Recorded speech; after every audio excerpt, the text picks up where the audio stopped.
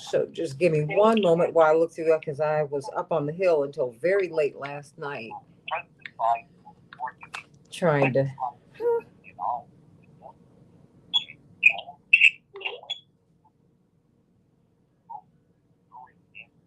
Okay. But I was figuring it all out. But you're doing well? I'm doing well, thank you. Okay. I am. Okay, let me see.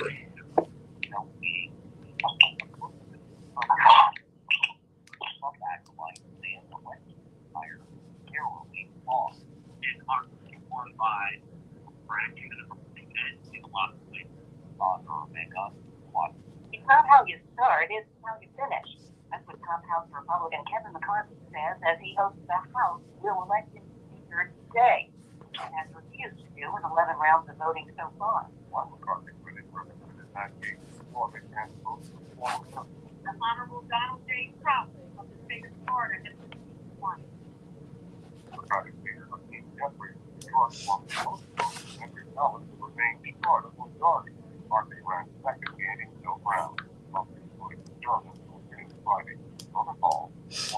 Now the Russian President Putin's temporary ceasefire order forced Ukraine to mark a Russian church holiday. The Ukraine officials call it a ploy. Moscow is saying whether it is back to Ukraine fighting. That monster storm that's been slamming California has led to at least 2 deaths. Knocked out power south and flooded communities. This evening is the latest now on the killings of 4 University of Idaho. On a warner, an unsealed affidavit says DNA that the suspect Ryan Koberger was found on a nut recovered at the crime scene, and that surveillance footage shows a white Hyundai Elantra that was Koberger owned, driving by the home repeatedly on November 3rd, and on a 4th time, speaking away from the victim's home about 60 minutes after arriving. Idaho University law professor whether there's direct evidence.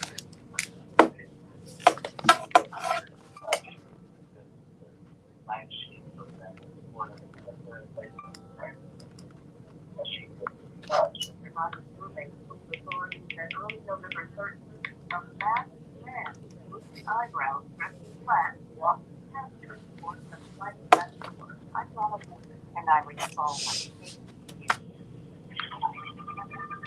20 a.m. WCPT Willow Springs.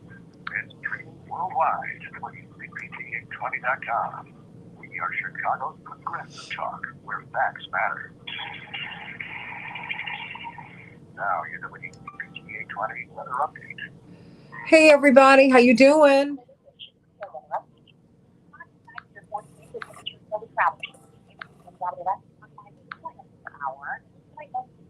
Still in Washington, as you can see.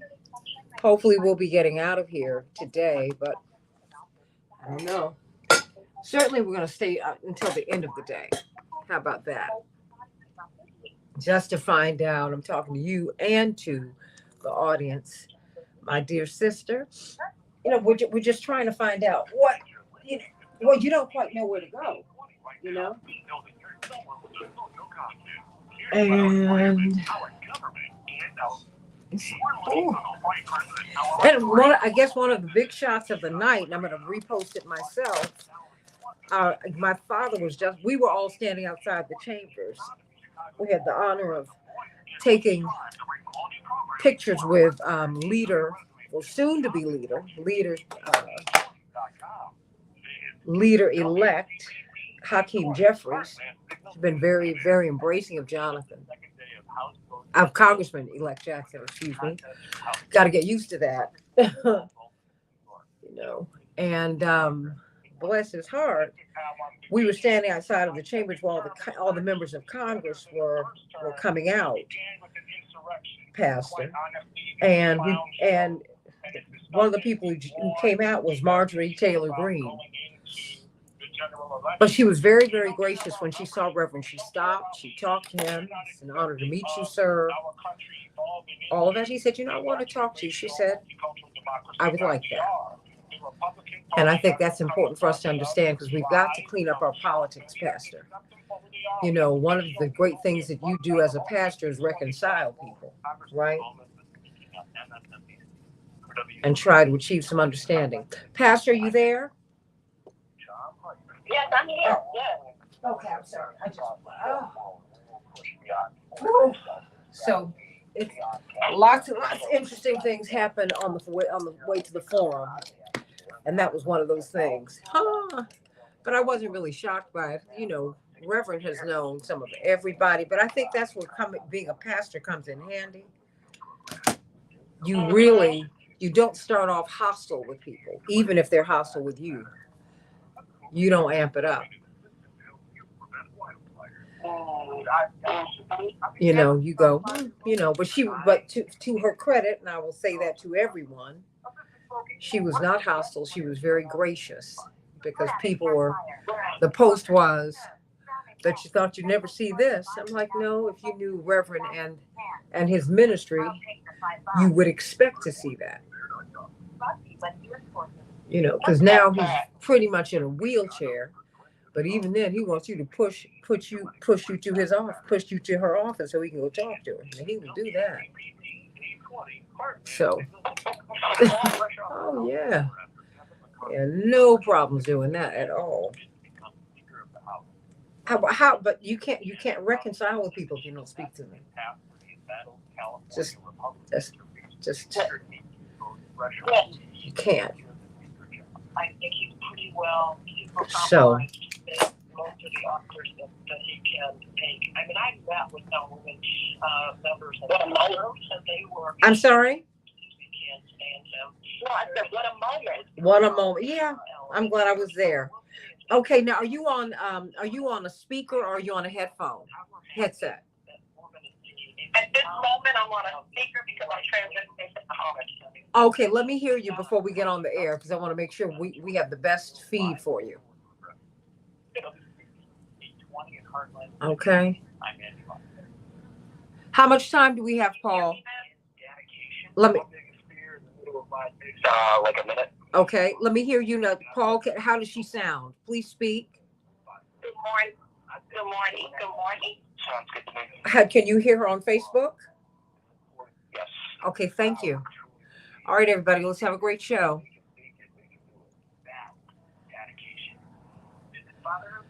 Whew, okay. Girl, and I've even washed my hair this morning. Girl, I've done it all. Ooh.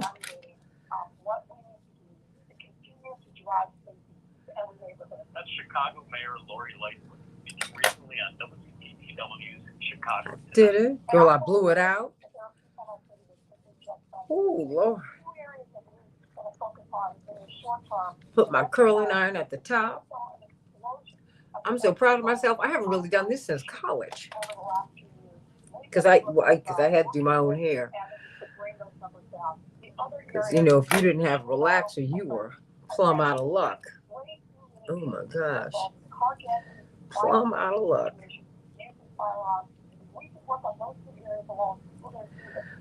Okay, so let's have a great show, my dear sister, and we are coming up within a minute.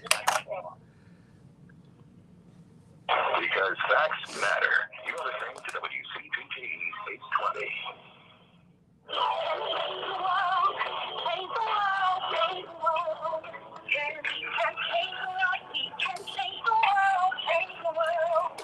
This is the Santita Jackson Show.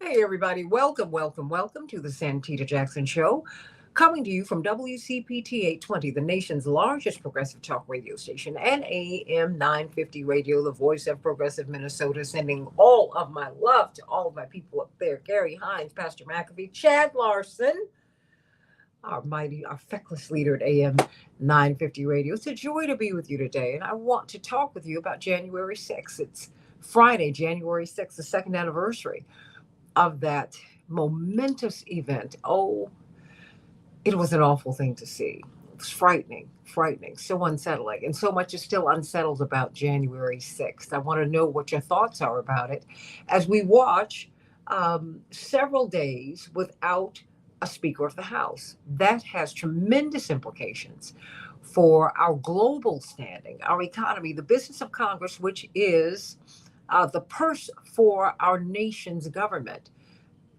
The business of Congress can't go through without a Speaker of the House. The third person in succession, in line of succession to the presidency. Well, we don't have that right now. We don't have that. So, what is going to happen there? George Santos. Did you know George Santos, this troublesome U.S. House of Representatives, soon to be member, he's Congressman Santos elect. Indeed, if that is his name, because there's so much about him, everything in his life story, it turns out has everything that we know now. It's been false. That was a Democratic seat that he flipped. And he flipped it under false pretenses. Should he have been seated? I know I'm throwing a lot at you today, but I want you to think. I want you to think, and I want you to understand what we're looking at. We were there last night with Congressman-elect Jackson, Congressman-elect Delia Ramirez. It was so good to see her in particular. I hadn't seen her since we've been here. And Hakeem Jeffries, soon to be leader Jeffries. It was wonderful to be with him last night. He welcomed Reverend Jackson quite warmly into his office. We took pictures. I'll be posting them in a short while. And interestingly enough, we stood outside of Chambers, just to give you a little bit of background. And you saw all of these congresspersons who were coming over to Reverend Jackson, taking pictures with them, Democrats and Republicans. They just, I guess, acknowledged his 60 years plus of work. And one of the persons who bounded down the stairs was Marjorie Taylor Greene. Many people would have expected Marjorie Taylor Greene to have walked past Reverend or to have done something rude. She did not do that at all. In fact, she stopped. She stopped to talk to him and shook his hand. Sir, it's an honor to meet you. And they spoke for a moment. He said, Congresswoman, I'd like to speak with you. And she said, sir, I would welcome that. Think about that, everybody. You can't reconcile with people unless you talk to them. I'm not saying you're going to agree with them, but we must open up the lines of communication. We must grow up our politics. I'm not saying that anything will come of this, but I am saying this. The door is open because no one was hostile. And even her staff were very, very embracing and kind. And so I want you to think about that today as we really try to plow our way through this very, very difficult moment. The last time something like this has happened when we have not had a Speaker of the House was 1923. Don't let that time period be lost on you. That was the Gilded Age, which is what we've been living through too, where you saw extreme wealth and the masses were extremely poor in the United States of America. And that was a period that led into the Great Depression, but it was also a time of great social dynamism. I'm not going to say instability, but you had communists, you had socialists, you had Republicans, Democrats, you had so many different parties, you had so many different points of view that were looking for a way to establish equality in America. You had poor people who were sitting in on, we had the Poor People's Campaign was not the first campaign of its sort. We saw things like that in the 20s where white Americans came and sat in on the Capitol saying, you've got to feed me.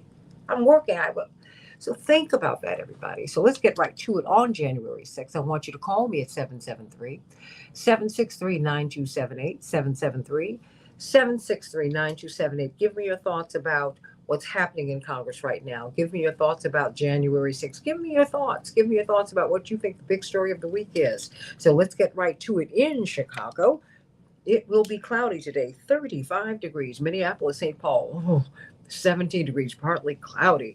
In the NBA, the Bulls will be playing the 76ers tonight, and the Clippers will be playing the Timberwolves. And in the NFL, tomorrow, you're going to have the Chiefs and the Raiders, the Titans and the Jaguars and the Browns and the Steelers. Tonight, Chicago will be playing the Coyotes in the NHL. And, of course, Minnesota has the night off. Still no speaker, everybody. Still no speaker after 11 rounds of votes. Kevin McCarthy is furiously looking to establish He is not letting go. So, what do you think about that, everybody? Call me at 773-763-19. 773-763-9278. The battle for the House Speaker will resume for the fourth day today. Should he concede or should he continue? Let me know what you think. As the fight for the gavel drags on, it has now become the longest Speaker contest in 164 years. Each failed vote only increases pressure on McCarthy to drop out, but he's not. Why isn't he dropping out? Well, he has 90% of the votes of his caucus. It's a lot, everybody. What do you think, everybody? 2 years since January 6, 2021, the attack on the Capitol, and security officials are preparing for a wave of planned protests in this area. We certainly pray that they will not be violent. All 32 teams in the NFL are set for their final scheduled regular season games this weekend, but many players across the league are contemplating an emotional return, according to the CNN report, to the field in the wake of the Damar Hamlin mid-game cardiac arrest. That has just really shaken the league and has shaken the world. Why do you think that is? Call me 773-763-9278. Just 24 years of age. It turns out he is beginning to make some progress. He's awake in the hospital. The doctors say that he is neurologically sound and is moving his hands and feet. News that has elicited relief from supporters. And so let's just take it one day at a time, everybody, because we want him to be well. Let us get to Pastor Tisha Dixon Williams, the author of I See You, Sis. I see you, sis. And I see you, sis, and I embrace you, my sister, this morning. It's a joy to be with you. Well, what is the good news? Good morning. Happy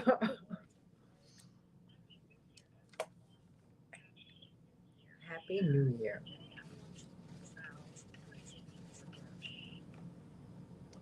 Things that I really could never understand, Santita, and I hope I'm not the only one, is daylight savings time. I understand how it works, and I understand why we do it, but to me, it has never really made much sense. However, the goal of daylight savings time is to make better use of daylight, right? By prolonging the amount of time we spend outside during daylight hours. And as we all know, most Americans today spring forward. We turn our clocks ahead and lose an hour on the second Sunday in March at 2 a.m. And then we fall back. We turn our clocks back again an hour on the first Sunday in November at 2 a.m. But I want to encourage somebody or ask the question. More than daylight savings time, don't you wish there was a daily life savings time? A clock that you could roll up or back based on the conditions of your daily life? If given the opportunity, what aspiration would you spring forward to achieve? Or if given the opportunity, what clock would you fall back to reverse some maybe negative words that you said? I can hear Cher singing, if I could turn back time, if I could find a way to take back all those words that have hurt you and you'd say, don't know why I did the things I did. I don't know why I said the things I said. But pride life like a knife. It can cut deep inside. Words are like weapons. They wound sometimes. More than daylight savings time, don't you all wish there was a daily life savings time, a metronome for measuring mistakes, a Big Ben to buffer all your blunders, an alarm to alleviate every cast dispersion, a timepiece for tempering temptations, or pendulum for pacing persecutions. I don't know about you, but I don't believe we need light saving as much as we need life saving. And it's interesting, as we go through all of this political turmoil right now, somehow, Santita, the Senate supposes themselves suited for the task. Because last March, the U.S. Senate passed legislation that would make daylight savings time permanent, starting in 2023. And while I appreciate the Senate approving this measure known as the Sunshine Protection Act, I have my reservations because I don't exactly know how you protect that which is greater than you. I understand the purpose of daylight saving time, but perhaps we've given it too much power because it seems that somewhere along the way, we were made to believe that our clocks dictate the rotation of the earth, when in actuality, it's the earth that dictates the rotation of our clocks. Every day holds 24 hours, 440 minutes, and 86 seconds, and every one of them is a precious gift from God. Time is something we never have enough of, yet we give it away so easily. Someone once said time is free, but it's priceless. You can't own it, but you can use it. You can't keep it, but you can spend it. And once you've lost it, you can never get it back. So excuse me if I choose to put every second in the hands of the Savior only over the Senate. And there was nobody, arguably, in the history of biblical personalities who understood how precious time is more than Hezekiah. Hezekiah is sick, laying on his deathbed, when he gets a prophecy, a visit from the prophet Isaiah, saying that you are going to die, that you will not recover from this disease. And while I'm sure in this moment Hezekiah would have loved to receive a diagnosis from a practitioner, instead he's met with a devastating diagnosis from a prophet. God said, set your house in order. You will die. You will not recover. But just when Hezekiah believed he wouldn't recover, God put it in reverse. But the first thing Hezekiah had to do was reverse his posture. He turned his face to the wall and prayed to the Lord. I'm telling somebody this morning that perhaps the prayer you've been praying requires you to reverse your posture. I have found that when you turn around and posture, God turns things around in your favor. And what prayer did he pray? He said, remember now, O Lord, I implore you, I have walked with you in faithfulness with a whole heart and have done what is good in your sight. 28 words changed God's mind. I wonder if there's anybody today who's living the kind of life that in 28 words you could convince God to put it in reverse. Maybe you thought you left something in 2022 that you'll never go back and get. I'm here to tell you today, God can back that thing up in your favor. If you live the kind of life that's pleasing to God. Hezekiah never talked about his accomplishments. He always talked about his relationship. I want somebody to know today that this ain't about your work. It's about your walk. God is more concerned about your character than your credit, your virtues than your victories, your respectability than your capability. So is there anybody here that wants God to put it in reverse, to back it up in your favor, that you can go back and get some things that you thought you left in 2022?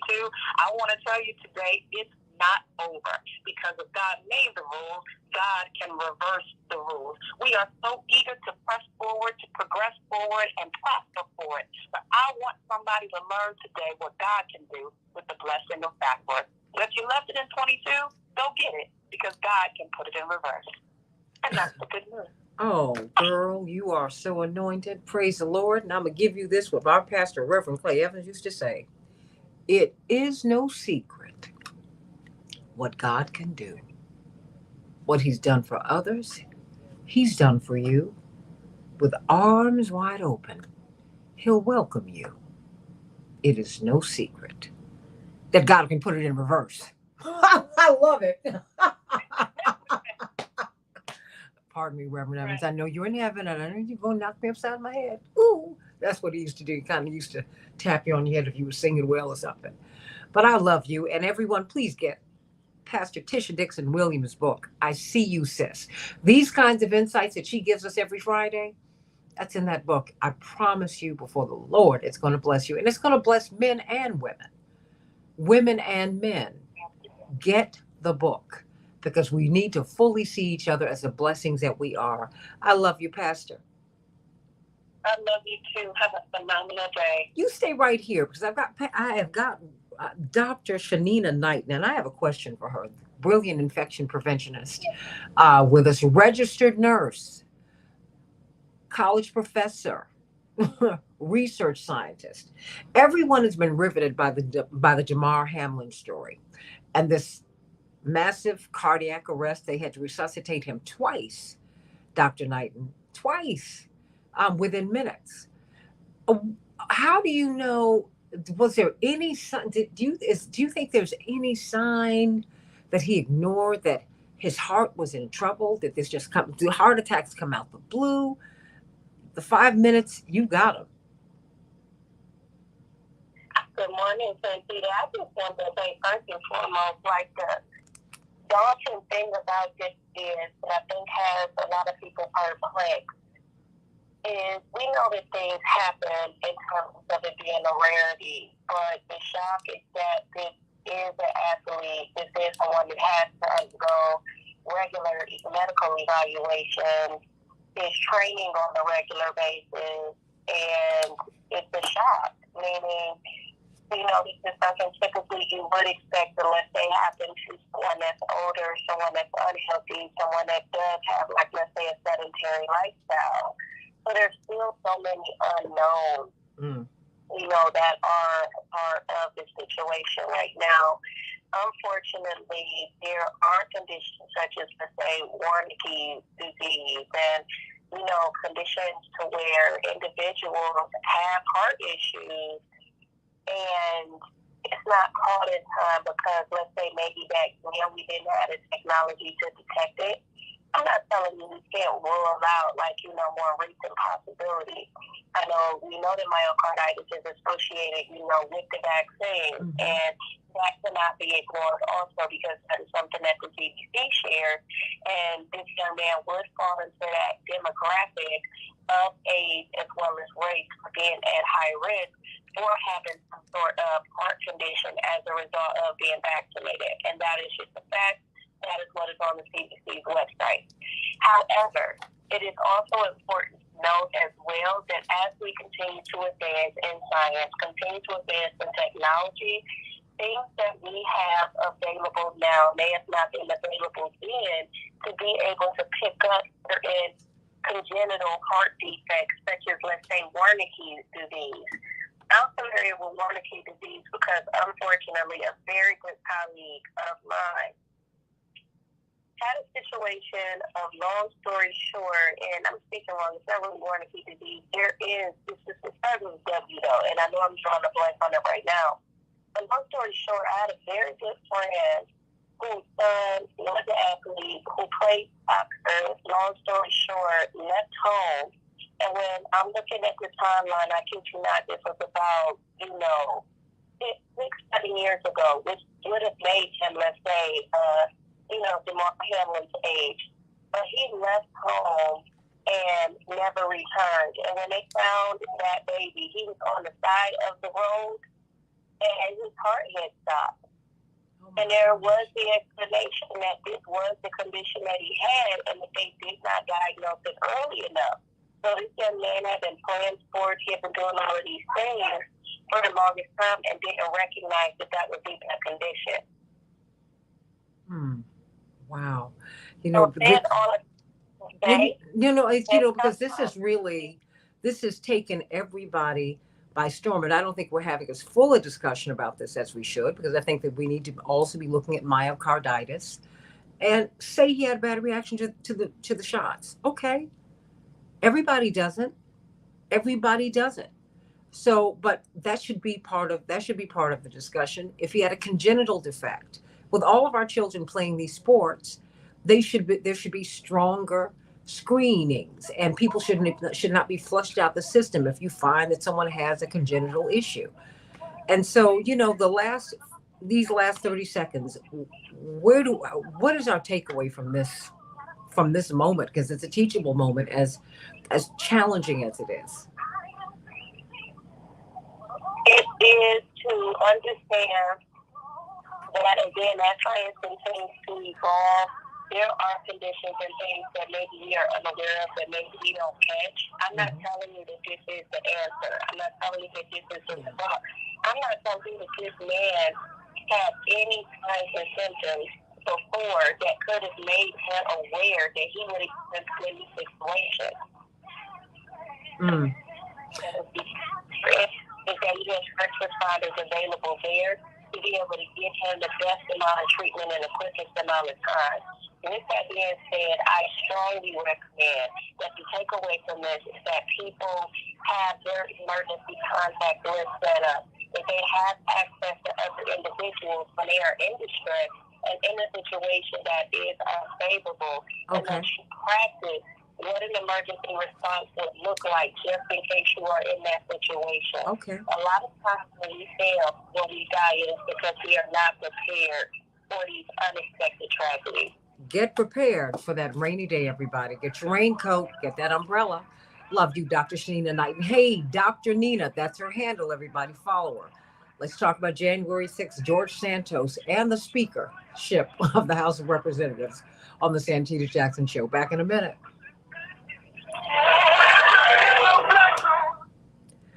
Thank you. Thank you, sweetie. Appreciate you. Ooh, girl, look, I'm sorry. I was up on that hill. I'm like kind of behind the 8 ball, and then I had the nerve to wash my hair this morning. Yes, I did. And blew it out. Yes, I did. I can't believe I'm so proud of myself. Girl, isn't that terrible? Isn't that silly? Girl, I'm so proud of myself. I have not done my hair like that since college, blown it out since college. It's Shanina, I'm so I'm so proud. I'm like, I sent a text to like 3 of my college girlfriends because they're among the people we used to do each other's hair. In a pinch because because I don't have a relaxer. And that was, people like, washing away hair. No, babe, a relaxer smooth. Well, I mean, my hair would be smooth, but then after like 2 or 3 days, it would be dry, because curly hair is dry, I mean, our hair is dry. I don't care what texture it is. I don't care how loose the curl pattern is. Our black hair is dry. Hello, y'all. And it requires another kind of care. And I started doing things to my hair. Like, what I used today? Johnson's baby shampoo. Shanina, Really? that is what I used that all until I was 25. And my hair was in great shape. I said, you know what? I'm going to try what I use. My mother said, why don't you go back to where you were? My mother's I told you, my mother's real plain spoken. She was like, are you nuts? She said, now, Attorney Jones is on the line. No answer from Attorney Connolly. Okay, well, just said she might need a moment. She said, I mean, sometimes I don't think that you have the good sense that I put in you. Hello? She said, go back to where you were. She said, all this extra that you keep trying to do to your hair, she said, you're not going to have a stitch of hair on your head. She said, like your father's stuff is feathering. Thank you. I said, thank you, Mom. His mama lost her hair, too. My mother's a lot.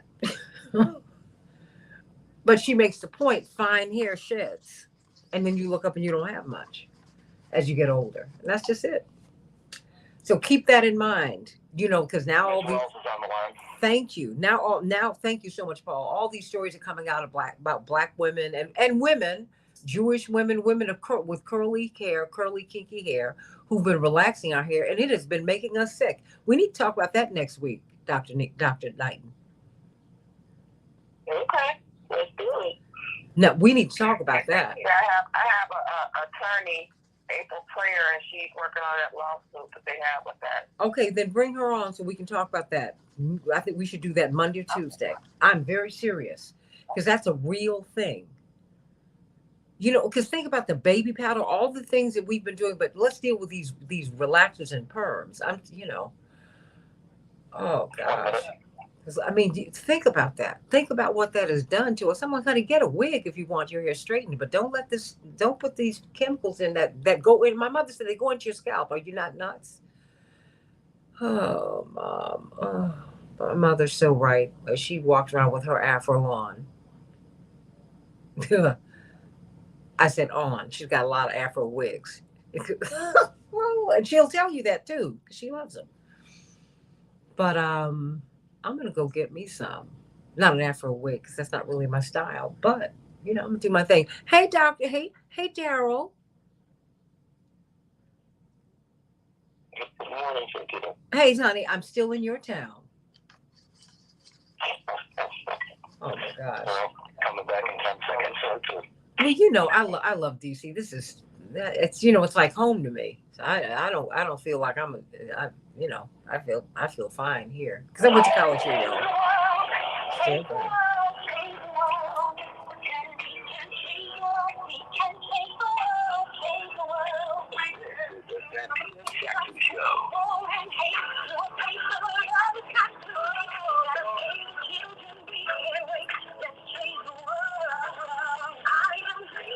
Hey, everybody, it's January 6th, January 6th, second anniversary of January 6th. And I want to hear from you. What does that mean to you?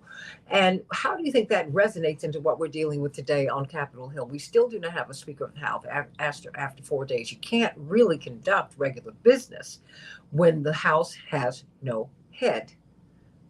You can't do anything when a body has no head. You know what I'm saying? You're not alive. Okay, think about that. Think about that. The power of the purse rests in the lower chamber, not with the Senate, with the House, with the People's House. They're the ones who control the budget, the money. No money gets to the American people but through the House of Representatives.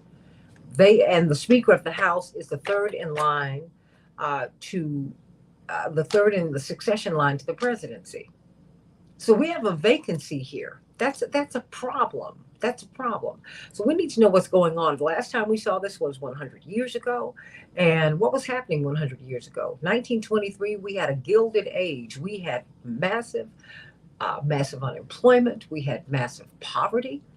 And we had massive political dynamism, I'll put it that way, and social instability because people were so angry watching the extreme wealth at the top and the extreme poverty with the masses that continued to grow and grow and grow until everything burst in 1929. Think about that, everybody. Think about it. 100 years ago, and we have not had this kind of fight for the speakership in 164 years. There's a lot going on. I want to know what you're thinking. What about George Santos, who has one of those crucial votes? Congressman-elect Santos from New York flipped a Democratic district under false pretenses. We don't even know who he is. So did he really win that seat fairly and squarely? We do know this. Hakeem Jeffries, who we had a chance to see last night. Hakeem Jeffries has won every vote. Now, that's the untold story. Yeah, you can say, well, he did win. No. The winner has won 11 times, and he's not seated. Think about that, y'all. Call me at 773-763-9278. 773-763-9278. Let me go to you and everyone. I'm sending much love to Stanley today, one of our morning stars, one of our founding morning stars. I love you, Stanley. Stanley, do not stay away from us. Barbara has spoken with him. Everybody's been asking about him because we haven't seen him in a minute, but he's been a little under the weather. Send him some love today and let us reach out to Stanley, our beloved Stanley, because we want him to be healthful, healthy, and back with us, back online. Is that not right, Miss Celebrations by us, Mrs. Wells Shapiro? Yes, and we love our family. He is such a gem. And let me tell you, Santita, at Celebrations by Us, we are rocking and rolling in this new year. So if you need anything, please give us a call at 708-526-4546, 708-526-4546. We're still handling all of your catering needs, your peach cobbler, your banana pudding, your caramel cakes, as well as also your food and decor. So give us a call at 708-526-4546. We have a couple of weekends open for event setup this month, and then we're rolling right into the holiday of Valentine's Day. So we'll be busy for Valentine's Day. We can do personal deliveries as well as also flowers and floral arrangements. So get your orders in at 708-526-4546. 708-526-4546. We look forward to serving you. Thank you so much, Santita. But you're getting ready for the Super Bowl now, right? You're taking orders for that. Yeah. Okay. We're doing Super Bowl hors d'oeuvres. We usually do meatballs. We do sliders. We do beef sandwiches and wings, of course. So those are most popular during Super Bowl. So you can put those orders in as well. So give us a call at 708-526-4546. All right. Don't forget the Super Bowl. Thank you. So there we go. Because that is going to go forward. That is going to go forward as we continue to pray for Damar Hamlin. We thank God that he is making, there are signs of recovery. It's remarkable, but he has had remarkable attention. So many people who are felled by these sudden heart attacks do not get the attention that he deserved and that he received. You deserve to receive the the same kind of attention that Damar Hamlin has gotten. But we have to begin to look at healthcare in this country, Chaparral, and Attorney Aaron Connolly, and Attorney Darrell Jones. We have 330 million people at the very least, because you know everybody doesn't answer the census. And Chaparral, Attorney Jones, Attorney Connolly, 330 million people. We don't even have 100. We don't even have 1 million hospital beds. We're closing hospitals. Are you serious right now? That's part of the problem. We don't have enough doctors. We don't have enough nurses. They don't have enough support staff. You don't have enough people who can clean the hospitals. Because I tell you what, they can't do anything if the hospital is not cleaned and sanitized. And you need to pay the people who clean the hospitals much more than you do. And you need to give them rigorous training. Chaparral, I know you've got something to say about it. Is she still there or what? But yeah, I'm still here. I had put myself on mute, but for January 6th, Santita, I mean, I just think that we are in a crazy, crazy time, and I'm sitting here listening to the news, and I'm still in shock 2 years later that this actually happened, and that these people are still walking around alive. I just couldn't see this happening in America. But what we're seeing right now on the Hill today is this, like, I always refer to the Bible, when it talks about a divided house can never stand. And that's what we're seeing right now. I'm like, how are we the strongest country in the world and we don't have leadership? What are we doing? And then with Kevin McCarthy continuing to get voted down, I'm like, what's the end game? I don't know. That's what we need to figure out. What's the bottom line? Because if Hakeem Jeffries has won 11 consecutive votes, I mean, at some point, is there a clause in the Constitution that say, hey, whoever won all these many times, we can go ahead with that? No. Think about it. You don't even have that for the presidency, Chaparral. Our founding fathers did not support a full democracy. They supported a limited one. They supported a republic, a constitutional republic, as opposed to a constitutional monarchy. We have to we're the ones who now, we can't stay stuck in the 1700s. We've got to pick up the banner and move forward ourselves, right? I mean, now we have to, understand what a constitutional republic is. No, but I mean, I'm just saying we need to understand, Chaparral. But Chaparral, wait a minute. We have to understand, Chaparral, wait a minute. We have to understand the kind of government that we have on paper. If we don't understand that, we can't really move this ball forward, Chaparral. Very quickly.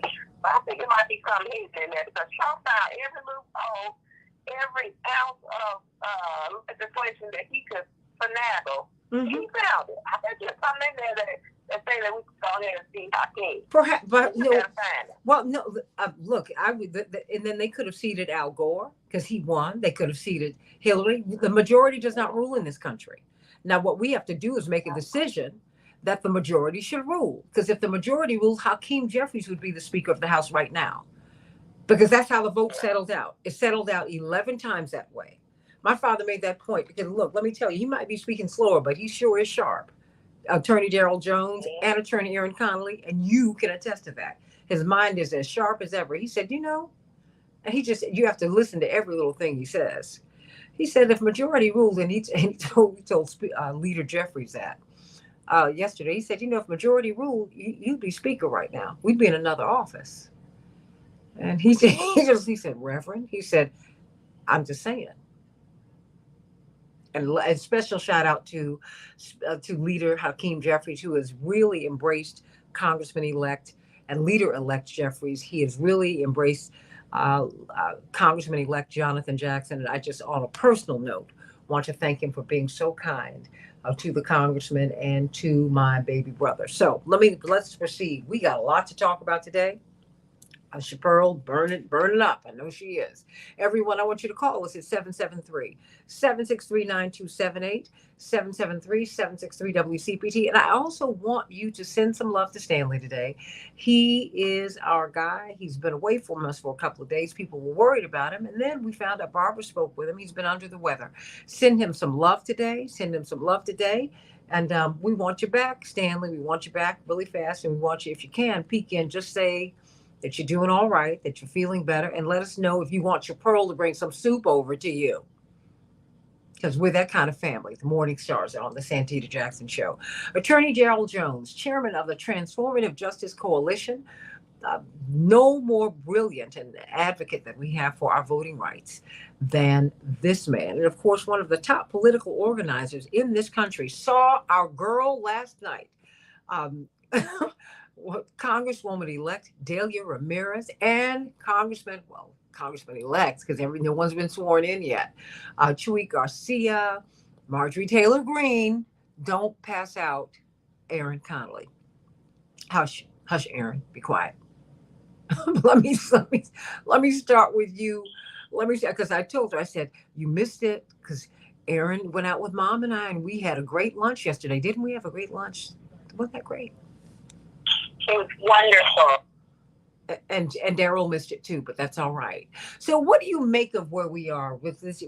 We have had now 11 rounds of voting. We've not had this many since in 164 years now. We've passed a new record, and I made note of the fact, Attorneys Jones and Connolly, that in 1923, if we just go back 100 years, that was the Gilded Age, a time of tremendous political dynamism and social instability, where you had people who were openly communist, openly socialist, openly this, openly that. You had everything because you had such a small number of extreme wealth and so many growing masses of extremely poor people.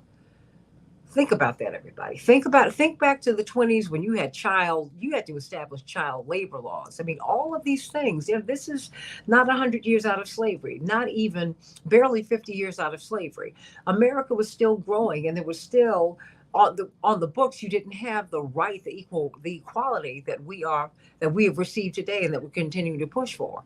And so, I mean, what do you make of this 11 rounds of voting? I mean, what do you think is going on? I mean, and with George Santos, someone who flipped a Democratic district under false circumstances, Aaron, we don't even know who he is. Don't even know if that's his real name.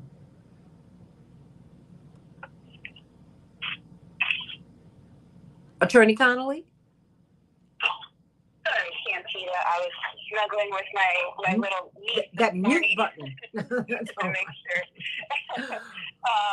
And thank you so much for yesterday. It was great to spend time with you and your mom and talk about these important issues. And I think we are in an age that is reflective of a new tech-centered corporate focus. I don't know if we can call it the second Gilded Age, but there's certainly some shine that doesn't fall down to the masses, right? Mm-hmm. And that type of unrest, that type of division is very similar. And what we see reflected in the Republican Party is complete chaos, and that there isn't a sense of a central goal for them, right? They're all looking at their individual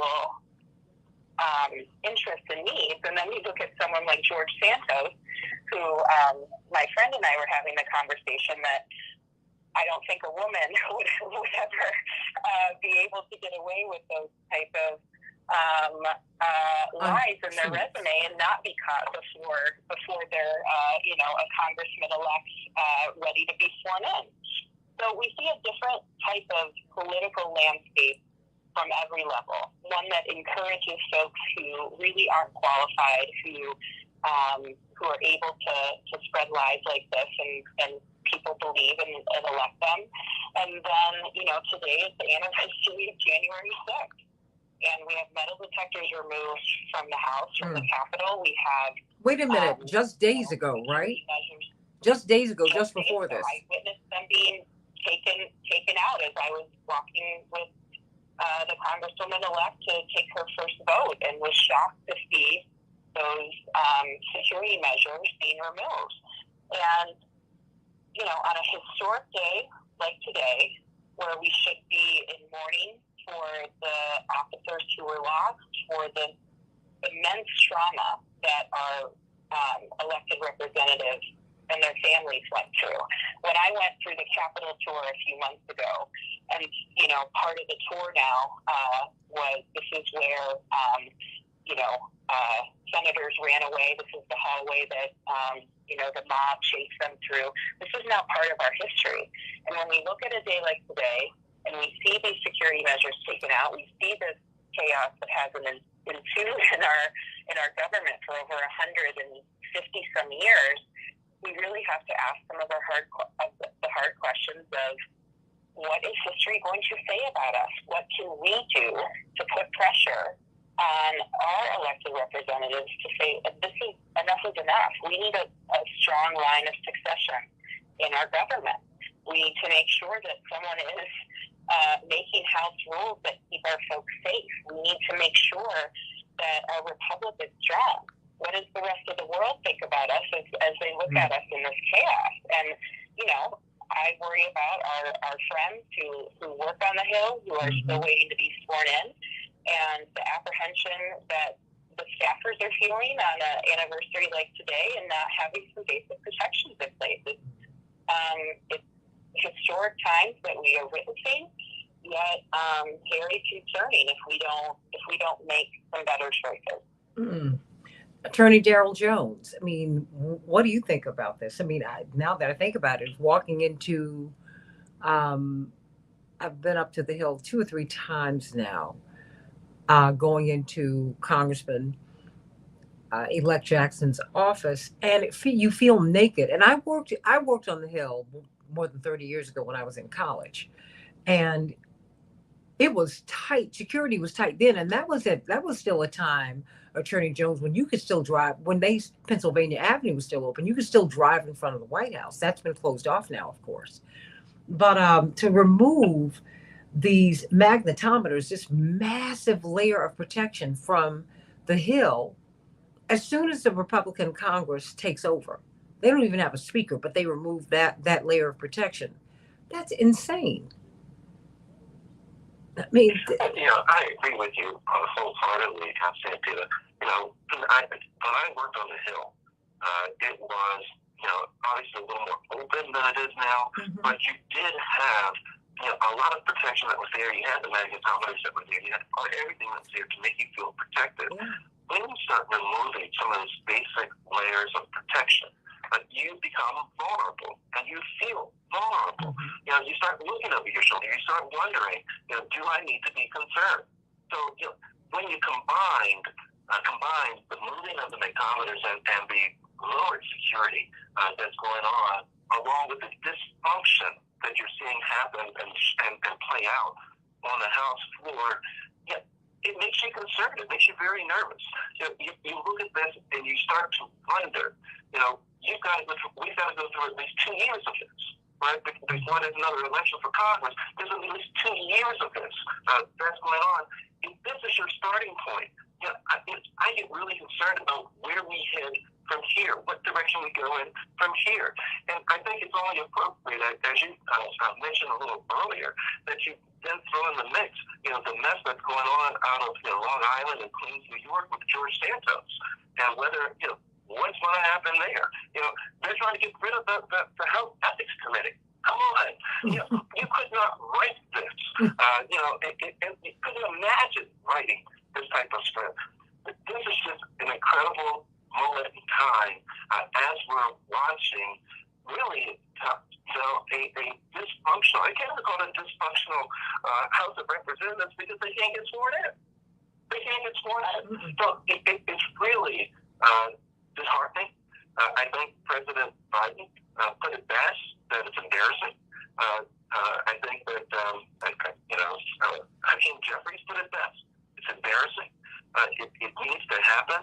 Certainly the Democrats have shown that unity. 212 of them voting how many times? Well, they're on our 12th ballot now. Consistently showing how government is supposed to operate. So this is concerning with regards to where we are right now in the process of governing from the House of Representatives. Because the question is, in my mind right now, whenever they elect the Speaker of the House, whoever it's going to be, how are they going to govern? Because it has shown, it's been shown to us that the that the caucus that they put together certainly is going to be disruptive of anything. How are they going to do a budget? The biggest thing is the power of the purse. What are they going to do on the debt ceiling? There's so many concerns that are being presented from this Congress that I know that I'm very concerned about.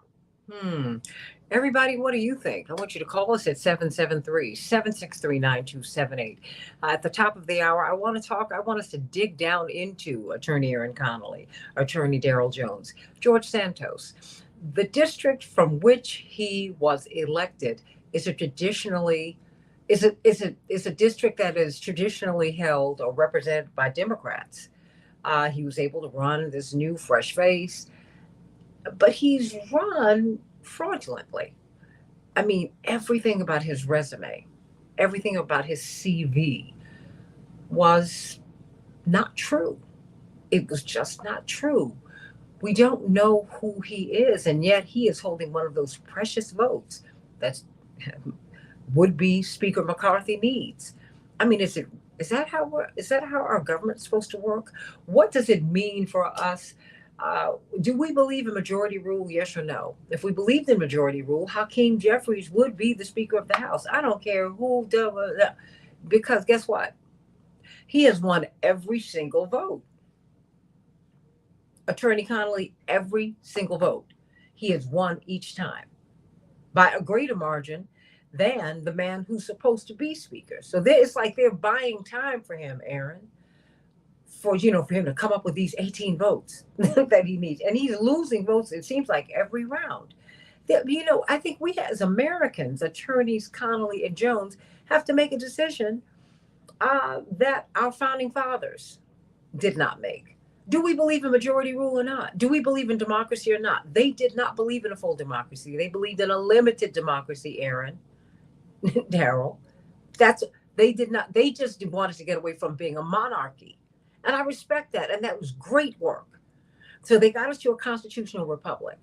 Now it's our job to get to the democracy, the full democracy, where the majority rules, but we don't rule in a totalitarian fashion. We pull everybody in because everybody's got to win. That's what the great Lonnie Guinier talked about. God rest her soul. Brilliant, brilliant woman. I wish she could have been in the Justice Department as one of our attorneys general. She said, look, the win-win policy, the I win, you lose politics that we are practicing today, it's immature and it's not going to work. It's unsustainable. What we need is I win, you win. We need to have politics where everybody can win. Of course, the majority is going to get more because they won more votes.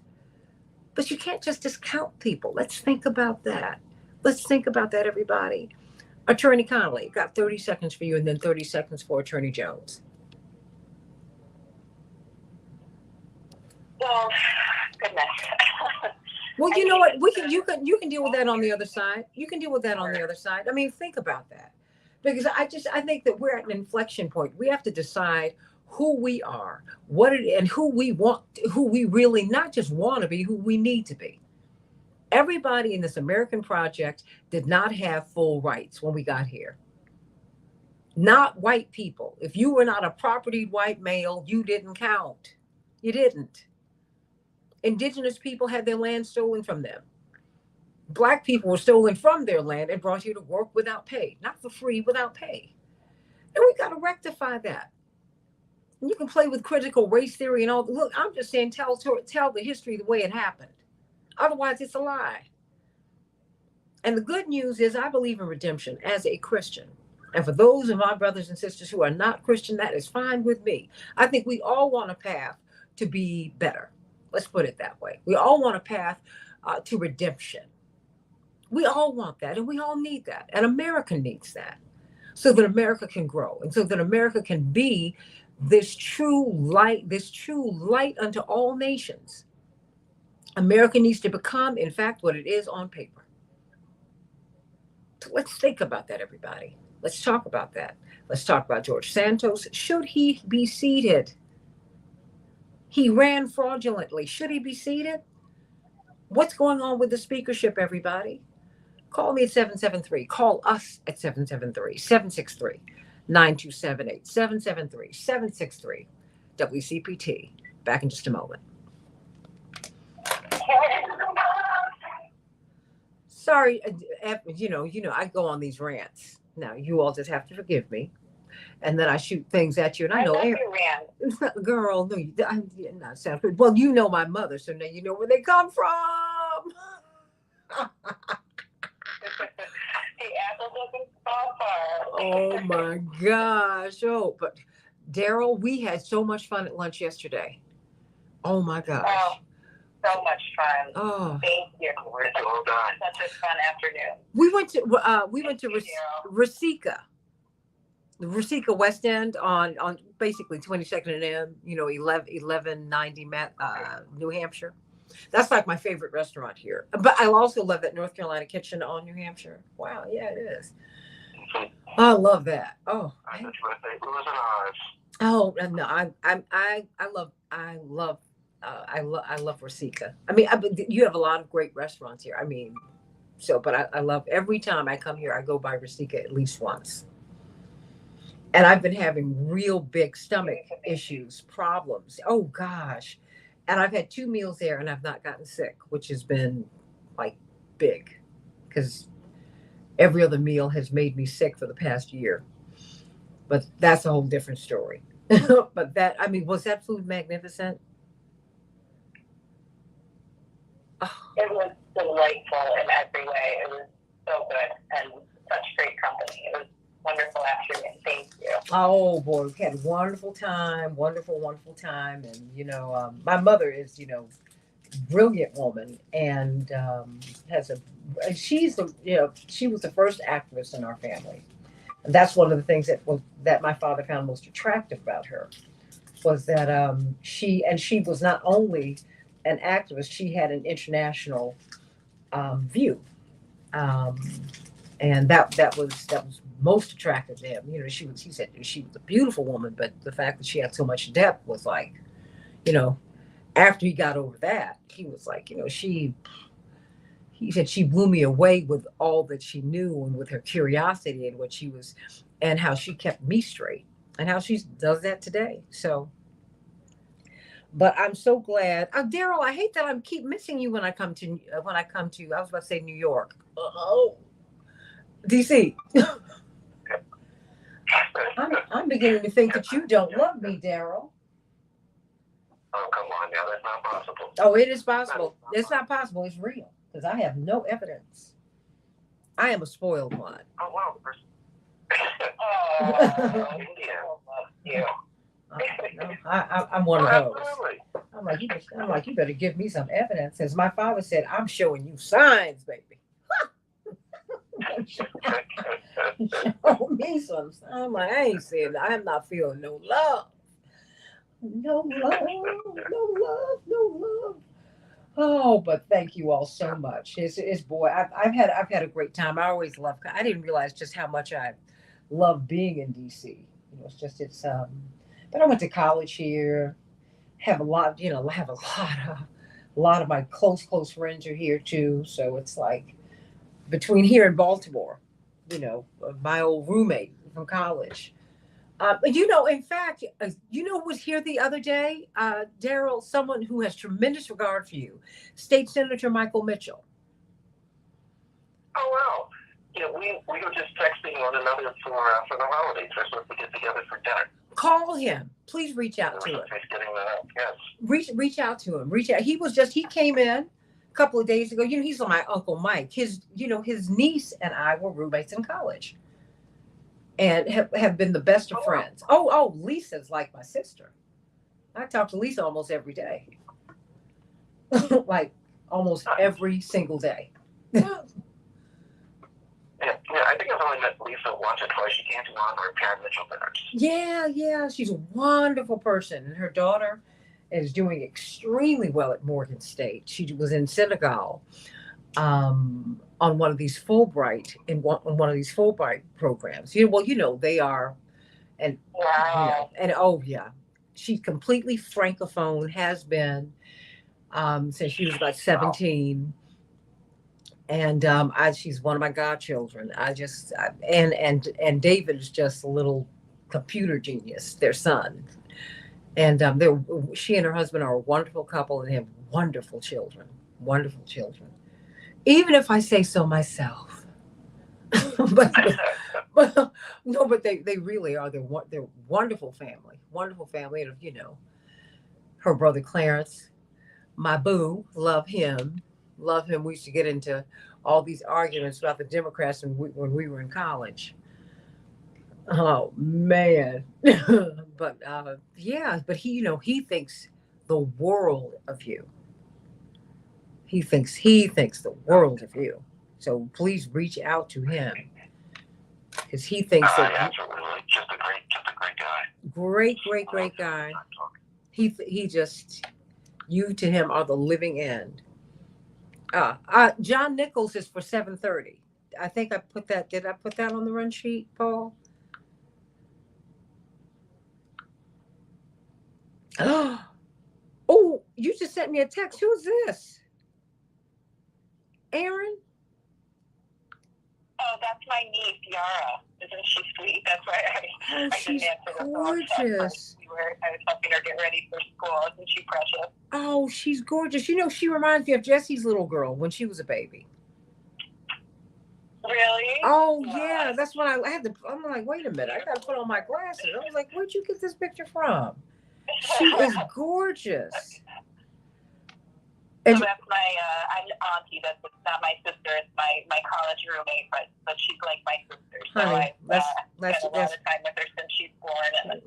And that's your baby. That's next, and she will be your baby. So you can just let that go. Trust me. Yeah. So I'm her auntie godmother. People like that, children like that, she's gonna be yours forever. And you'll and it's amazing as these kids continue to grow up. You realize, oh my gosh. This is my baby. My baby. She's gorgeous. Isn't she sweet? Oh my goodness. Bless her heart. And up and about. Good Lord. Whew. Oh yes. Yeah, man, coming back in 15. Okay. Just look up your Rosika. That looks awesome. Good Indian food. Oh, and we were eating it yesterday. Oh my gosh. Thank you.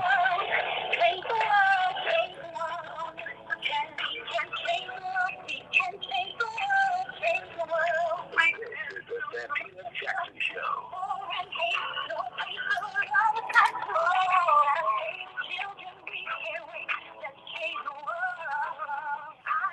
Hey everybody, welcome back to the Santita Jackson Show, WCPT 820, the nation's largest progressive talk radio station, Friday, January 6, 2022, AM 950 radio, the voice of progressive Minnesota.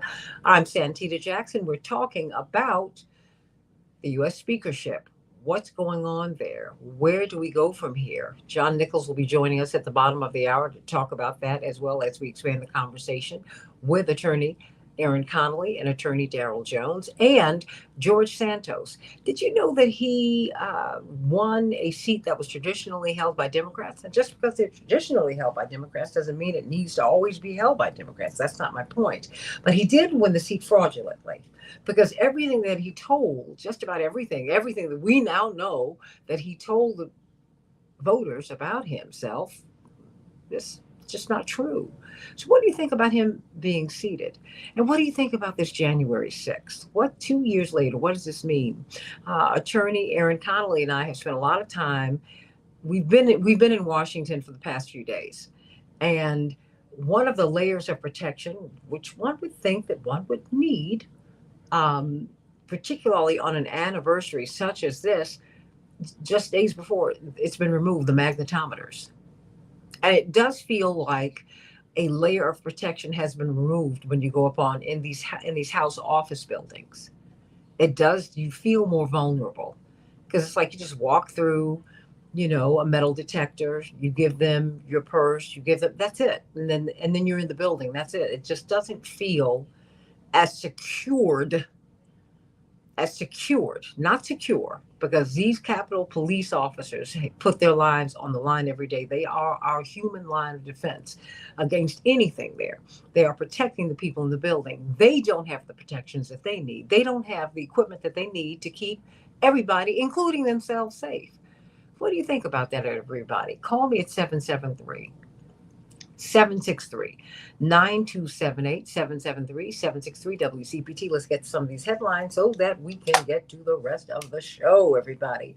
Today, January 6th, 2023. In Chicago, 35 degrees will be the high. In Minneapolis, St. Paul, 17 degrees will be the high, partly cloudy. And in the NBA, the Bulls will be playing the 76ers. The Clippers will be playing the Timberwolves. And in the NHL, the Coyotes will be playing Chicago. Minnesota has the night off, everybody. We are looking at the last week in the NFL season. Tomorrow, the Chiefs will be playing the Raiders, the Titans will be playing the Jaguars, and the Browns will be playing the Steelers, sending them much love as they mourn the passing of the legendary Franco Harris. And dedicating our show to our beloved Stanley today, who's been a little under the weather. We've been looking for you, Stanley. Glad to know that you're doing well, but next time you got to stick your head in and let us know what is going on, everybody. Call us at 773-763-9278, 773-763-WCPT. Got to send much love to my Nina Gegenheimer because she sent me a wreath for Christmas. I love you, girl. I love everybody. But I thank you for that. I thank you for that, everybody. Some of the headlines are still no speaker after 11 votes. After 11 votes, there are still not 218 votes for Speaker McCarthy. Do we have a democracy or not? The majority rules in a democracy don't quite have that, because after he suffered the string of defeats that Hakeem Jeffries has won every single time by widening margins, this still buys time for a GOP leader, Kevin McCarthy, to bargain with 20 people, 20 dissenters.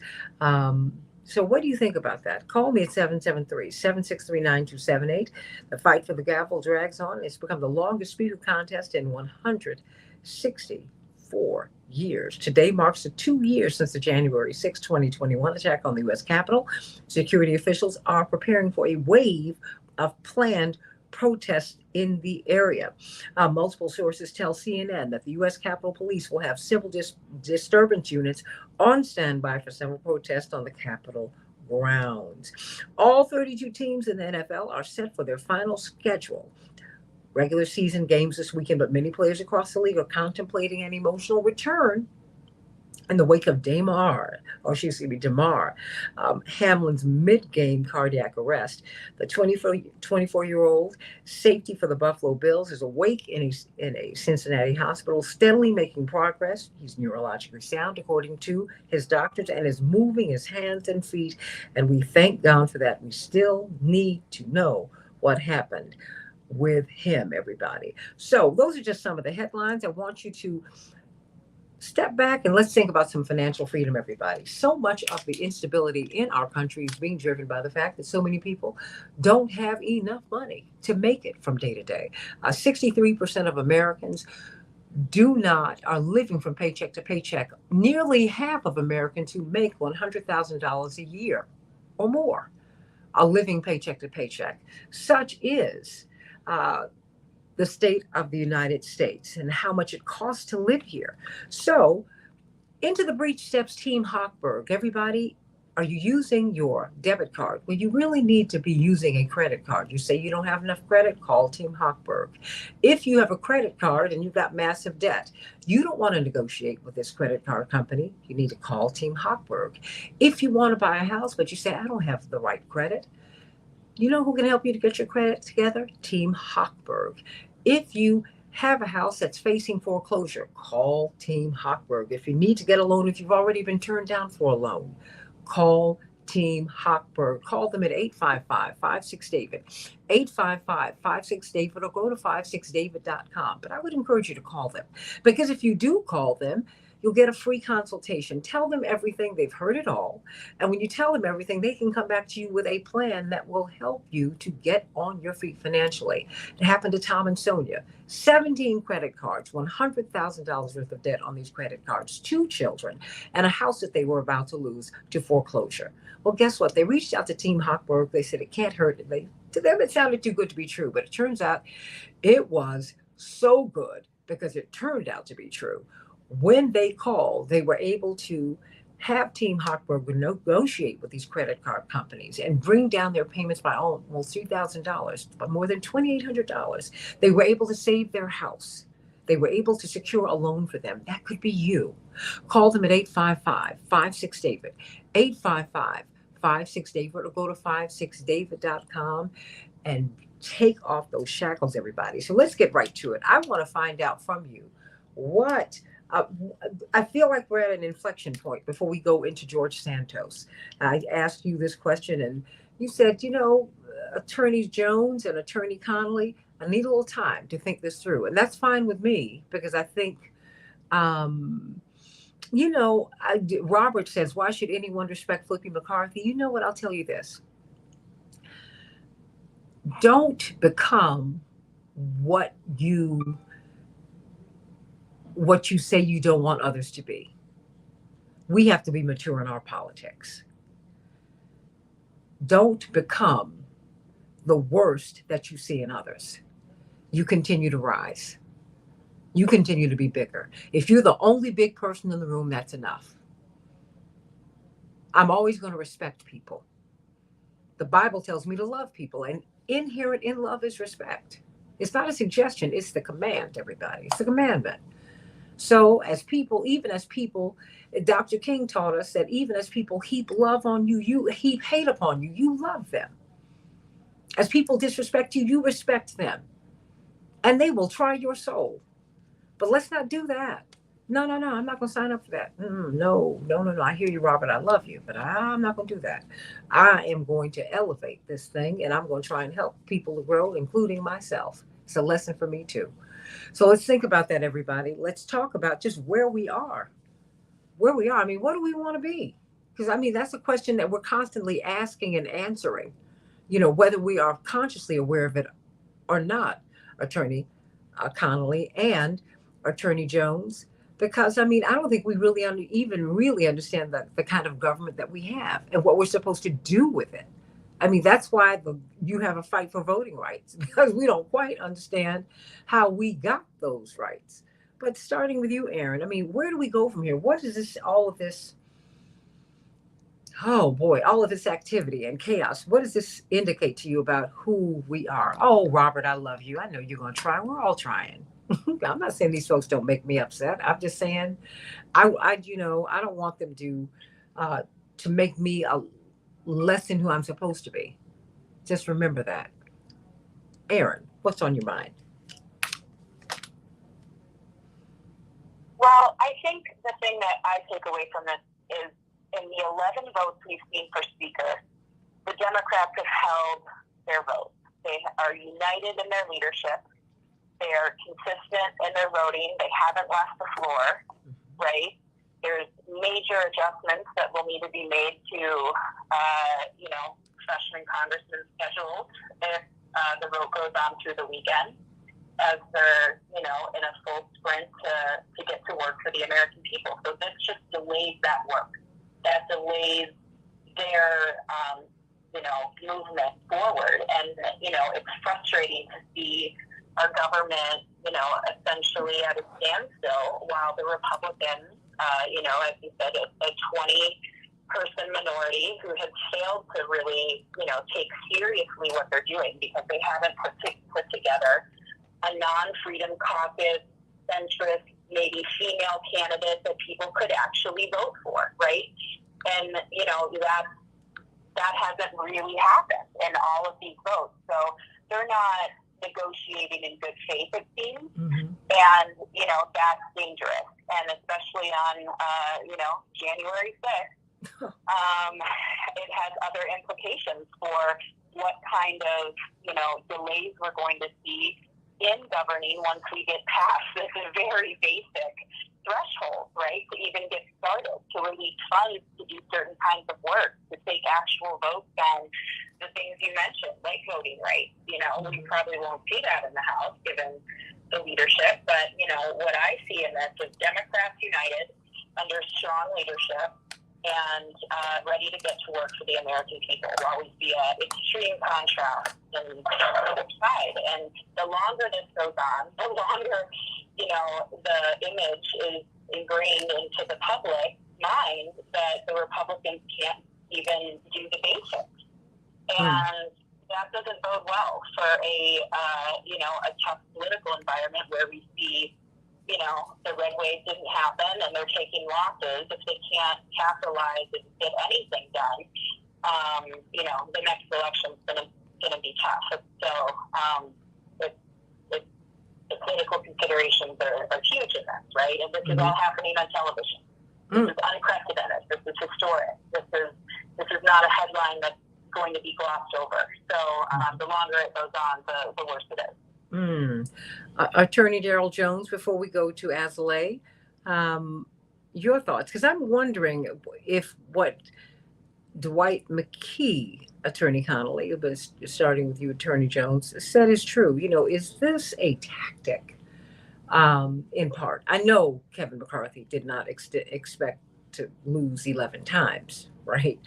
But that having been said, you know, Republicans could campaign on this successfully. You know, let's be very clear on that. Be very, very clear on that. But you know, that having been said, you've got George Santos, Daryl, who is there fraudulently. Everything he said about himself, it's not true. I mean, we don't even know. I wonder if I know they're investigating his name. I mean, really, all jokes. I mean, this is not funny. And this is someone who is slated to be seated.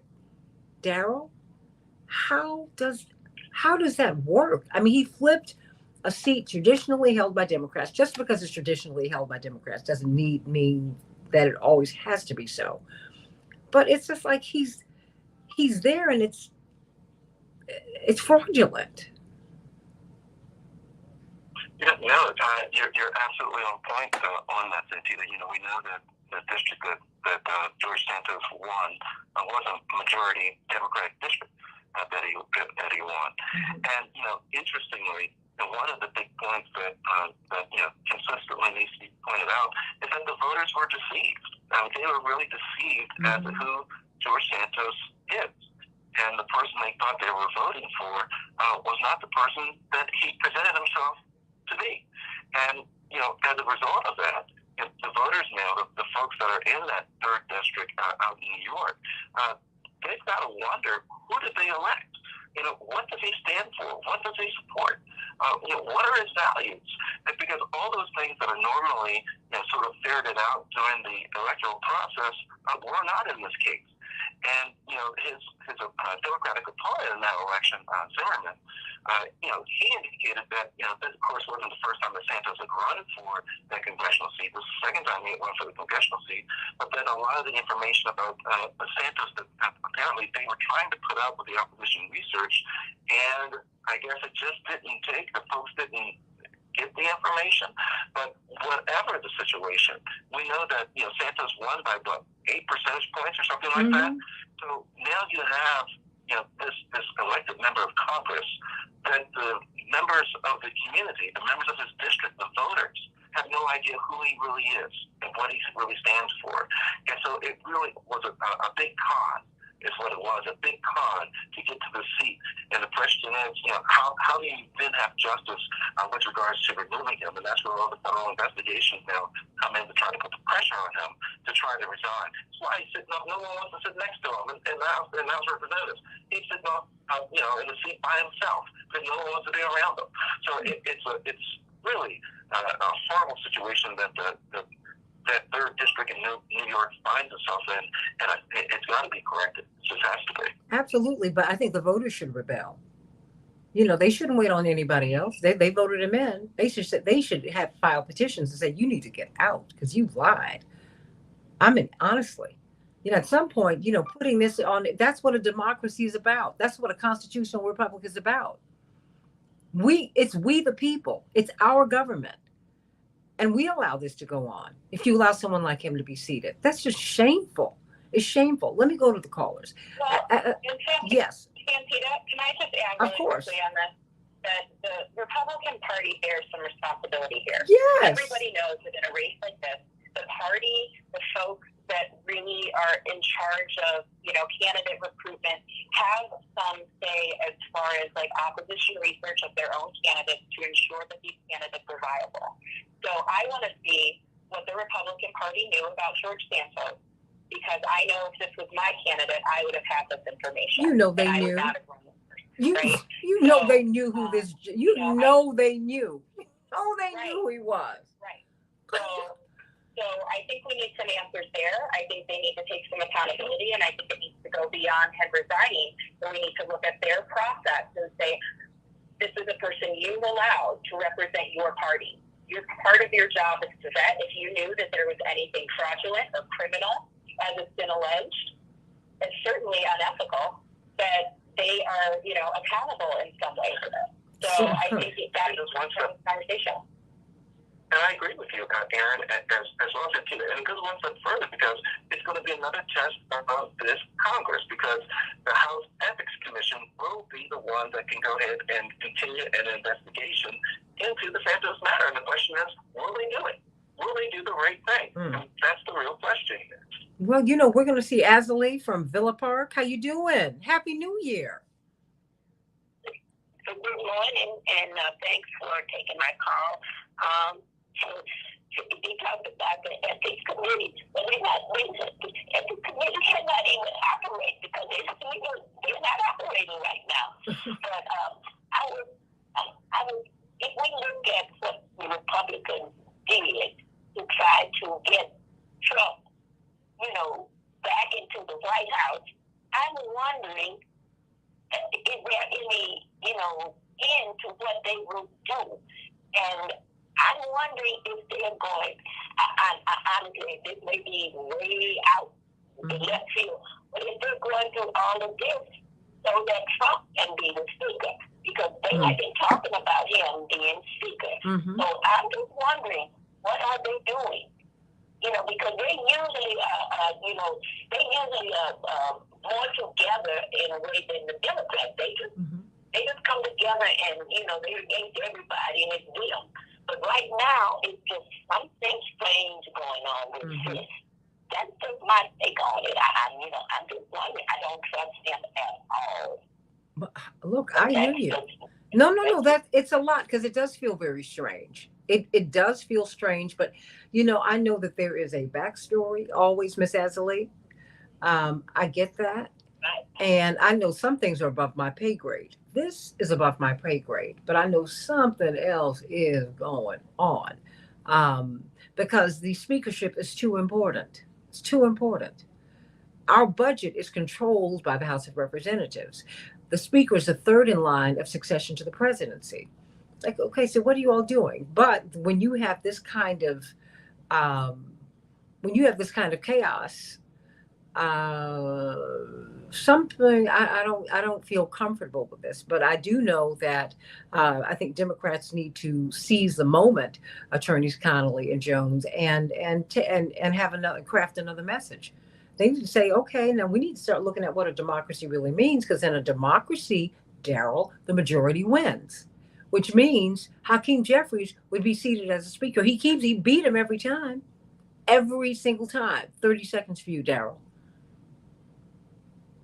No, you're absolutely right. And I think Jamie Raskin out of Maryland certainly laid it out very clearly that, we do need to focus on the majority, and that the majority, whoever gets the most votes should be the person that's elected to the position. So, I think it's completely there, and I think it's consistent with what the American people want. We want the person with the most votes to win, period. That's it. End of game. Go home. Next. Thank you. I'm sitting up here in this hotel, and these folks just continue to call me at this time. I don't even want to call. You know what, you guys, I've been so blessed. I've never used an alarm clock in my life.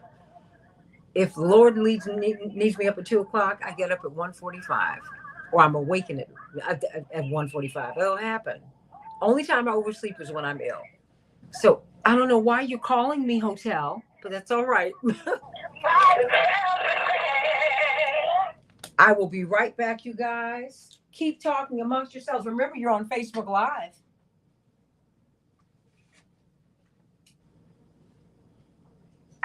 So, Aaron, how long will you be in town?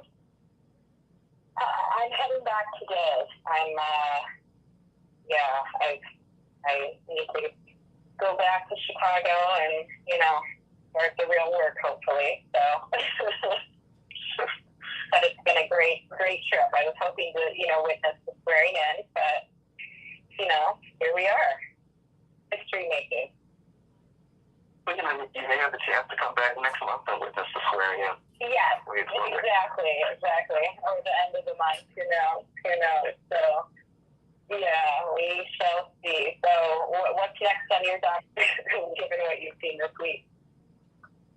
Well, voting rights in the states, because we know it's going to be very difficult to get it done on the federal level. We're not giving up on the federal level, but you've got to adjust your strategy based on where you are.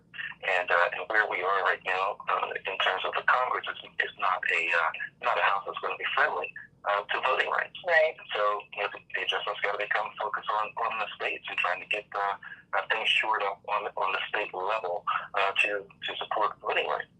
So that's what we see happening. We're going to be in Wisconsin. Wisconsin has an election. Right. And, sure do. It's a very important election. Candidate. And particularly when it's dealing with a lot of the voting rights issues, where they were shutting down all of the drop boxes for the state of Wisconsin, so people couldn't vote by drop box. That came from the Supreme Court. So there's going to be a lot of attention that's going to be focused, I think, on that Supreme Court race, which is very rare that you have such attention that's focused on the courthouse. But it's just going to be a huge issue. So. Yeah, and I think the example that we saw with the Supreme Court and the disappointment about Roe versus Wade, for example, right? With that decision, we see folks paying attention to the realities of what the court controls. And I think the Wisconsin Democratic Party is going to turn out some votes, and I think is running a good campaign. And I hope to. It's great to hear you guys will be there supporting that effort, because it's so important that folks continue to turn out for every election, not just the midterms, not just the presidential election, but every option you have to vote. And when we see measures like automatic voter registration, mail-in ballots that are automatically sent, we see higher levels of participation, and that's what we need to see in all of these states, right, Daryl? No, you're absolutely right. And, automatic voter registration, and, Governor Jackson's always so right on point with it. There's no reason why, when you turn 18 or graduate from high school, you're not automatically registered to vote, and you just stay on the rolls. It shouldn't be a thing where you can be purged from the rolls. Mm-hmm. But, I agree with you wholeheartedly, Aaron, that, the automatic voter registration has other things to make it easier for people to be able to vote. Still secure, but easier. And that's what I think a large part of what both of us are pushing for, is being certain that the American people's voice have the opportunity to be heard, that you're not suppressing their voice through, tactics and legislation to say that, we're going to purge you from the rolls, we're going to send you these flimsy cards. If you don't respond to this card in the mail, you're going to be taken off the voter rolls, and you go there and you can't vote. Stuff like that. So I think that we have to, really be, certain that we're protecting those rights, and it all flows from the courts, because the courts are the one that they give it the green light or the red light to say, no and yes. So, it happened on the Supreme Court levels. We're seeing it happen on the state Supreme Court levels. And, it's just one of those things we've got to address, and that shows the importance of voting what we call down ballot. And not just voting for presidents and governors and senators, but also voting for judges and local prosecutors and everything else. It certainly emphasizes that importance. Hey, everybody. I have not heard the countdown in. Let me know, Paul. Are we up on the air now? 15 seconds. Okay, thank you. Thank you. Is John Nichols there? Yes, he is. Okay, all right. John Nichols, how you doing? I'm very well, Santita. Sorry that you're still waiting. Wait a minute, Aaron Connolly's still waiting too. She's going to leave today. I think we might leave today, and Daryl Jones is still waiting, but he's going to still be here. Oh man.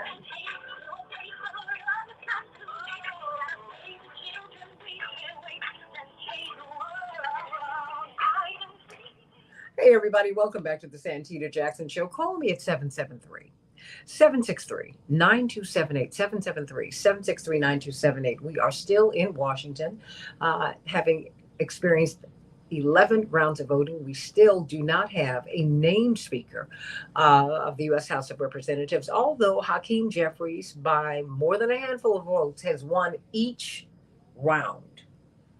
He's gotten more votes than the person we presume to be the speaker. It's almost as if they're buying time for him to make deals with his caucus. And I'm just like, if either we believe in a democracy or not, John Nichols, are we going to be majority rule or not? Because he's won the majority of the votes.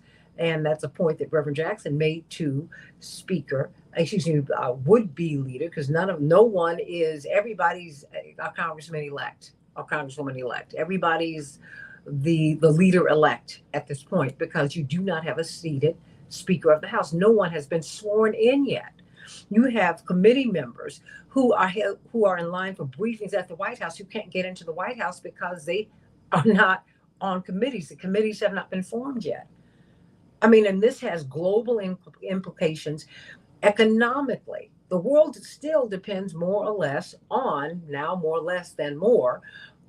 American dollar. We're still the strongest economy in the world, the biggest still. Well, actually, China is, according to McKinsey, but that's another story that came out last year. Or the year before last. So it's something for us to think about as we look at to joining attorney Aaron Connolly and attorney Daryl Jones is John Nichols, national correspondent for The Nation magazine. He continues to tweak us, Aaron. He's like, "You still in Washington?" Just kidding. He just keeps yanking our chains, Aaron. I'm like, yeah, I'm still in Washington. I'm waiting to see my brother get sworn in. I think we might miss that. I got to get back to Chicago at some point. But now it's January 6th, so we didn't want to quite leave now because you've got this convergence of this history. You've got this history-making moment now. According to the CNN report, we have not had this many votes since in 164 years. It's a whole lot going on. And you have a George Santos who's been seated, John. No one's moving to push him out. I'm wondering if I think they're going to get rid of the ethics committee. First of all, what are we to make of all of these votes and the strength of the Democratic caucus too, and the fractiousness of the Republican caucus? I'm like, if 200 of you all want this guy, 20 of you say no. Help me, John. Help me. Well, you put it all on the table well, Santita, and we do want you to get back to the Midwest. Chicago's got to elect a mayor soon, and there are many important things happening. Saw Chewy Garcia last night. Yeah. The rest of the country going forward with this business, but Washington is, I'm afraid, reinforcing many of the great frustrations that Americans have with the city. Unfortunately, it's not the whole of the city. It's not the Democrats who are showing unity. It actually is Jamie Raskin said to me the other day, signaling that they're ready to govern. They're ready to, on behalf of economic and social and racial injustice, to work to save the planet, work to find paths to peace. Unfortunately, the Republicans are unable to look beyond their own squabbles. And this is really the legacy of, some people say it's the legacy of Donald Trump. I would argue it's the legacy of the divisions that go back to around 2010 with the the rise of the Tea Party movement and the reaction to Barack Obama's election as president. And at that point, you saw an extreme wing of the Republican Party step up, saying things and doing things that had until very recently before been seen as unacceptable, at least in the public sphere, and they were accepted. And one of the people that accepted them all the way back in 2010 was Kevin McCarthy. And Kevin McCarthy has, for now well over a decade, been different to the extreme wing of his party. He hasn't sought to have control over the House caucus. He hasn't sought to guide the caucus toward any kind of mainstream Republicanism. He hasn't sought to guide it toward mainstream conservatism. He has again and again bowed and deferred to those who make demands that really are about shutting down government, that are about making government dysfunctional.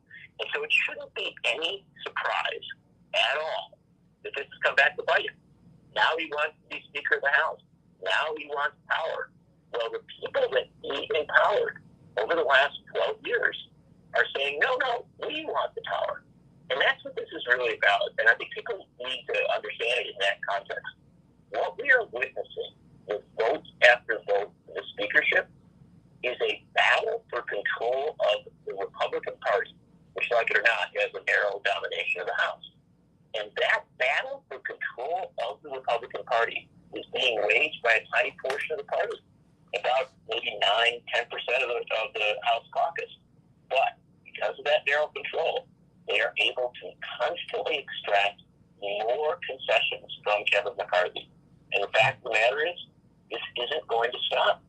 Whether McCarthy gets the speakership or not, whether it gets handed on to Steve Scalise or someone else, you have a situation with the House Republican caucus that it will be deferring to its most extreme wing because they have shown that they will not go along with the basics of organizing the House. This is a crisis for the House. It means that the House will be dysfunctional for the next 2 years. And I'm sorry about that because so many brilliant new people are there ready to serve. People like Jonathan Jackson and Summer Lee and Greg Casselli that are managed, as well as many more senior members. These are Democrats who want to serve. And I'll tell you, there are some Republicans who want to serve ill. But they're in a situation now because of what their leadership has done, not just this year, not just last year, but over many years, to defer its extremes.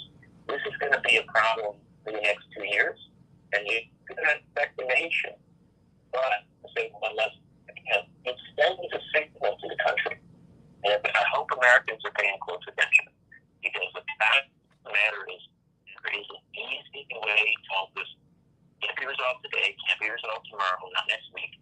But there is an easy way to resolve it in November of 24. That is to give power to a party that actually wants to govern, that is clearly united in its commitment to govern. And there's been a lot of talk about divisions within the Democratic Party. And there are clearly people within the Democratic Party who disagree with one another. That is true. But when it comes to organizing Congress and seeking to do the basics of governing, the Democrats this week have shown that that's what they're about. The Republicans have shown that what they're about is chaos and dysfunction. Well, what does this group of 20? What do they want? I mean, because you have 200 people. You have 200 people who said, you know what, I don't agree with him about everything, but he's got my vote. Marjorie Taylor Greene, who in a now famous Twitter picture, greeted Reverend Jackson very respectfully, warmly last night as she came off the floor.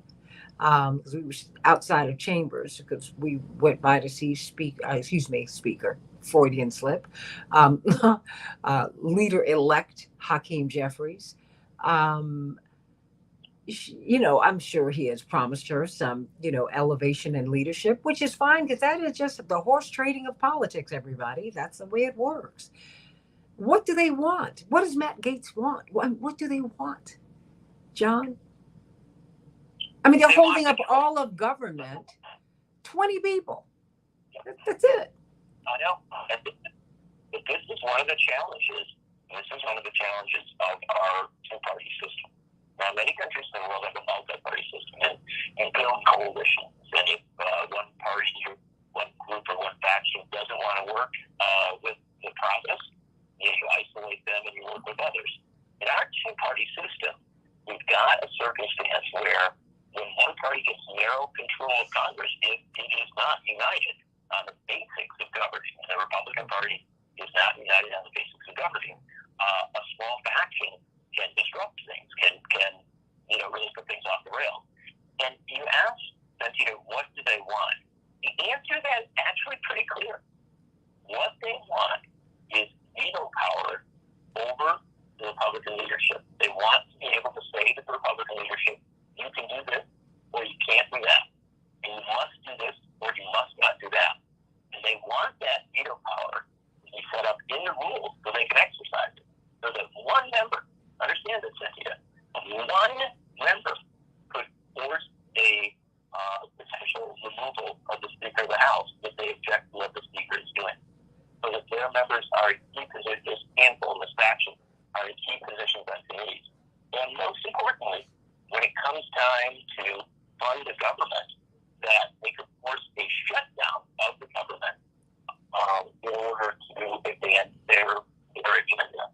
And so they actually made it easier what they want. It's just that people have a hard time wrapping their head around that because most people think of governing as, a process of compromise, as a process of working to get a few things done. This faction doesn't want to do that. They want to leverage their tiny position in a party that has a narrow majority to have effectively control over the operation of the whole House of Representatives. This isn't thinking it's just about the Republicans. What this group of 20 is seeking to do is via Republican control of the House to effectively tell Democrats what they can do as well. So hold on one moment, because these rules changes would be enacted. They would be at least until someone changes them again. They'd be permanent. So if when the Democrats go back into power, these rules changes, you could have a Republican or someone call from the floor for the Speaker's removal, and we'd be off to the races on that, right? Until the Democrats change that. If Democrats got control of the House, they could change the rules. Okay. Each House constitutes itself. Okay. So you have the ability to undo these rules. This is really an organizational struggle. But what this small faction is seeking to do is to get control of the House effectively via this leverage position for the next 2 years. And if they have control of the House, Santita, then they effectively have control of federal government, not in every sense, but because the House of Representatives is essential, because it's sort of core to control the purse strings for funding federal programs, they have a leverage position that affects control of the whole of federal government.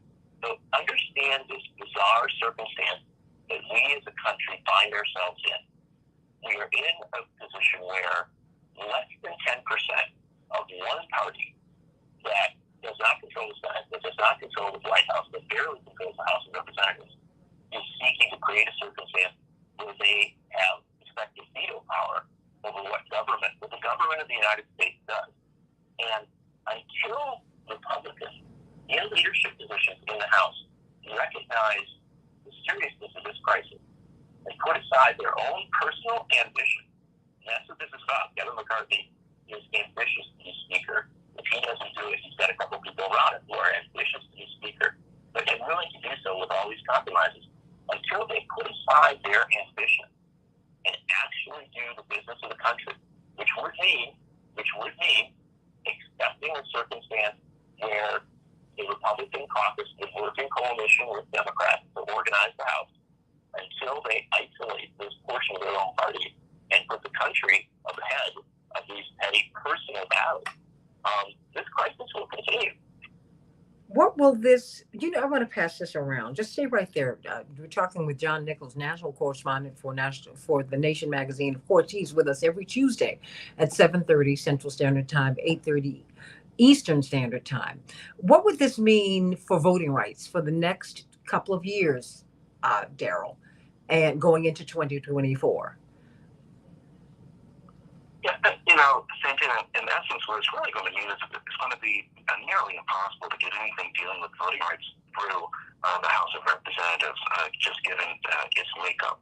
And so the concentration then for voting rights advocates, of course, we don't give up on pushing on the federal level for voting rights, but the concentration then becomes on the state level and trying to be certain that states impose certain legislation to promote, make it easier for people to be able to access the ability to be able to vote without interference.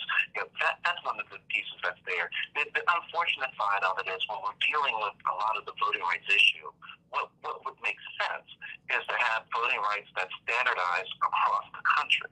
And that's done on a federal level by saying that these are the parameters from which you've got to operate with them. These are the rights that must be respected and the methods that must be put in place. But that can only come from the federal level, and that's not going to happen given the makeup of this Congress. So, on the voting rights perspective, that's what's happening, and those are going to be the challenges that we face. And one of the things that John, I think very correctly, was pointing out, and of course everything he says is always correct, was that this is really an investment of what the Republican Party has been pushing on. The McCarthy, or perhaps Speaker McCarthy, has been pushing on with regards to putting the finger in the ointment, the fly in the ointment, the cog in the wheel, trying to disrupt the system. And so now they've gotten these folks in Congress that are doing what they were trying to do previously. They're disrupting the system. The chickens are coming home to roost, as they say. They've sowed these seeds of division, and now they're seeing them prosper within that body of the House of Representatives. Their whole purpose, I believe, is trying to stop the system. Just be that cog in the wheel.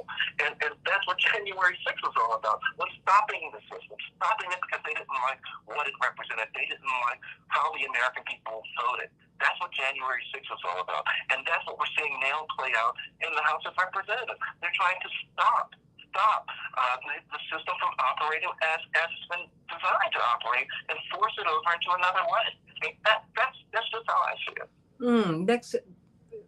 Through this session, what do you expect to see? This will get resolved, Attorney Erin Connolly. This will get resolved. Well, what do you expect to see, and how do you maybe expect to see this play out in the states? Because now we're seeing that Carrie Lake out in Arizona, she could be a leading candidate for the U.S. Senate. Oh boy, it's just things are just so dynamic. I mean, how do you think this will play out? In terms of governance over the next couple of years, Attorney Connolly. Well, I think it'll be interesting to see which of these 20 Republicans that are making these demands for key committee roles, where they end up, right? I think that will determine the broader goal and theme of our policy. And I think when we remember a few of these Freedom Caucus members and their behavior when the trading president was in Washington, D.C., what that means for our foreign policy is some very serious implications with regards to funding potential escalations, et cetera. So, there's many different levels that this will impact our policy, our priorities, and the money that the federal government is able to spend to have an effective and functional government. As you mentioned, a big portion of the Republican agenda has been to limit the size of government, create chaos. We look at the Postal Service, for example, right? Remember what the goal was there. So, and how that impacts voting rights. So let's consider, all of the impact here. And then as far as the states go, I think we saw some great gains for Democrats in important states. And, we heard Attorney Darrell Jones talk about how we need to look at voting rights. We need to look at protections for, Illinois right now is considering an assault weapons ban in Springfield that would have very serious impact on, that portion of violent crime in our state. I think we need to look at those blue states, those newly blue state legislatures, and push those policies like voting rights, like, some health care provisions, making it easier for folks to get some extra help. We look at the new policies in Cook County, for example, that is providing cash transfers to folks. So direct payments to get through what is still a very tough time for many families economically. So there's some big things we can do in the state, at the county level, and at our city level in the blue areas to make people's lives better. And the political impact of that, I think, is great. And states that have traditionally been newly blue or back and forth to purple, as you mentioned, Arizona has a big race coming up with a lot of different elements. And we saw Debbie Stabenow say she's not running for re-election in the Senate in Michigan. So we had some key leadership roles in many states to focus on as well. And you know, John Nichols, we're still here. Wondering, there are planned protests today. Of course, this is the second anniversary of January 6th. They removed the magnetometers from the Hill. And so that's a big layer. Big layer of protection that we're now missing. Certainly, we're all praying for peaceful protest today because you have the right to protest. I do not have a problem with that. And I support that always. But it's got to be peaceful, folks. Got to be peaceful. And, you know, even as you, constructive criticism, John, I think is a great thing. But destruction is just like, it's not a good thing unless it's poison. The last 2.5 minutes belong to you. Well, I mean, what are we going to look at today, and where do we go from here? Well, it's a fascinating day because obviously we are on the anniversary of everything that happened in 2021, and yet our focus is on a chaos not being pushed into the Congress from outside, but a chaos within the Congress itself. And that may tell us a little more than we might have imagined about how things have proceeded over the last few years. I think the Republican Party has changed dramatically, even over the last 2 years, 2-3 years. It is a different party, and that's not to say that it wasn't an extreme right-wing party before. It was. This party has been compromising on basic issues of civil rights, for many decades. It was the party that accepted Strom Thurmond back in 1964. So there's plenty to criticize. But I think what needs to be understood is that at this point, the Republican Party has for so long deferred to an extremist wing that does want chaos rather than government, that it now is in a crisis position. And for this Congress, this current Congress, to be functional, you have to have circumstances where those who identify as, whether you accept them as such or not is your choice, but those who identify as responsible Republicans accept the crisis that's been created and seek to address it. And that means working with Democrats to organize a functional House of Representatives. I don't see that happen, I'm sad to say. And if that does not happen, then the chaos we are seeing will continue. And even if Kevin McCarthy becomes Speaker of the House, as it appears he continues to want to pursue that ambition, even if he becomes Speaker of the House, we will see an ongoing chaos, because what this minority of Republican members is demanding is veto power over the decisions by the majority of their own caucus, and as such, by the majority of the House. This is a constitutional crisis. It is a real challenge for the Republic, because in this Republic, we are supposed to have elections, and when those elections are decided, we are supposed to have governance. And at this point, our chance to have governance is imperiled.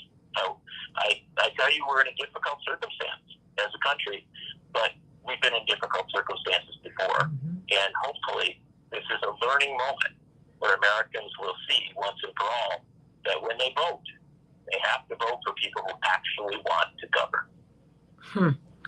Amen to that, everybody. Pay attention to what's happening today. It's a government of, for, and by us. We are the ones that we've been waiting for. We must keep hope alive. You've heard all of these truisms, and they are truer today than ever. Everybody, please call the congressional offices, because our congresspersons elect are there, and let them know that you want a government that is functioning. Let them know that you want a vote. You want an up and down vote. And let us also begin to move toward majority rule. We'd have this resolved already if the majority ruled. Wouldn't have these games played. Or they would not be winning because you'd have Hakeem Jeffries. I wouldn't mind a Republican. Yeah, I prefer Hakeem Jeffries. I am straight up about that. That having been said, I want the majority to rule. Come on, everybody. Let's make this work, and then we just continue to fight to get things right. I love you, everybody. Can't wait to see you on Keep Up Alive with Reverend Jesse Jackson on Sunday from 7 to 9. Go to your iHeart app and check us out. Check us out on the Santita Jackson YouTube channel, Reverend Jackson's Facebook page, and my own Santita Jackson and Friends. Love you, John, and Aaron. Travel safely, and Daryl. Love you, everybody. God bless you. Thank you, Paul, for a great show. See ya on Sunday and Monday. God bless. Well, you guys, I'm going to get on out of here because I've got to get some things done today. But John Nichols, I am still here. I will send you a text to let you know that we've actually gotten out. We're gonna check again at 12 o'clock. I see you and Aaron as they're keeping the flame of democracy lit, and I'm very glad. I'm glad there's someone staying in Washington. Well, thank you. Boy, oh boy, this is it's. But you know what? I tell you what, it's been interesting, and I think that, I think we have to begin to really revive civics and understand what our Constitution called for, what it allowed. It did allow sedition because Americans are seditious at our founding. That having been said, it was to construct something, not to destroy something. And I think we need to be honest about that. See, I think we need to open these conversations, John and Aaron and Daryl. Open them all the way up. Open them all the way up, because it's just like in a lot of these churches with Christian churches that have a rightward political tilt. In Sunday school, they actually have Sunday school where they're teaching Greek and Aramaic and Latin, so that these kids can grow up learning to interpret and to read and interpret the original texts, the original biblical text. And I think that's very important. We have to do that with our Constitution. You need to understand it. You need to understand the context in which it was written. You need to know what we're dealing with, because many of these people who are our ideological opponents will counter your discussion, your argument with something deep inside of the Constitution. We need to know that. That's your responsibility. It's your responsibility. And it's your responsibility to call these congresspersons today and tell them, look, let's work this out now. And call the congressperson, not necessarily who represents you, call these 20 people. Say, now, y'all need to work this out. Economically, this is hurting America's reputation globally. It's hurting us globally in terms of what people think that America stands for. It's hurting us globally. But, I think we also have some growth to do, too. So maybe we're going to grow up in our politics, too, all of us. John Nichols, I love you. Aaron Connolly, I love you. Let me know. That's right, Aaron, call me, let me know when you're leaving. And John, are you going to come out this way? I will. I will be out in D.C. next week. But, I guess I'll take the watch over from you. Yes. Hope that at some point we see a new Congress organized and ideally get about the business of doing the people's work. Well, I hope so. But you are definitely taking over from me, because hopefully if we don't leave today, we're leaving tomorrow. I'm ready to go. Okay. Ready. But today I want to see what's going to happen here on the ground here. You do want to see. You know what I'm saying? Because we were talking to Reverend about that last night. We said, I think you kind of need to wait through much of, if not some of, today, so that we can kind of see how things play out. What do you think, John? I think we can wait for today, and I think there'll be a pressure on the Republicans to try. I don't know if they'll pull it off, but there'll be a pressure on them to try and resolve this week. If this goes into next week, it becomes a greater chaos, and one that I think reflects much more damagingly on the Republican Party. So my sense is that you may well see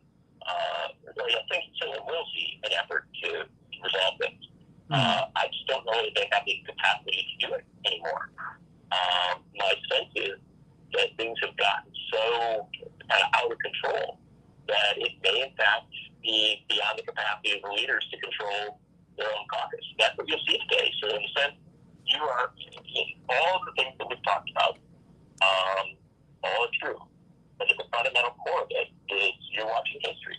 This is something that will be in history books. It will be in the records of Congress, for better or for worse. And so, hey, as long as you can, then come back to us in the Midwest where we at least try to govern.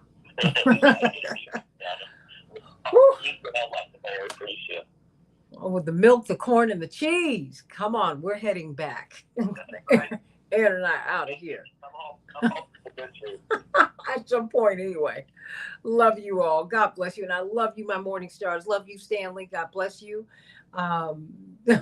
Eric, I don't know what you're talking about today. It sounds a little crazy, but I love you. Love you, everybody. Love you, everybody. Like and share the show. Like and share. Love you, love you, love you.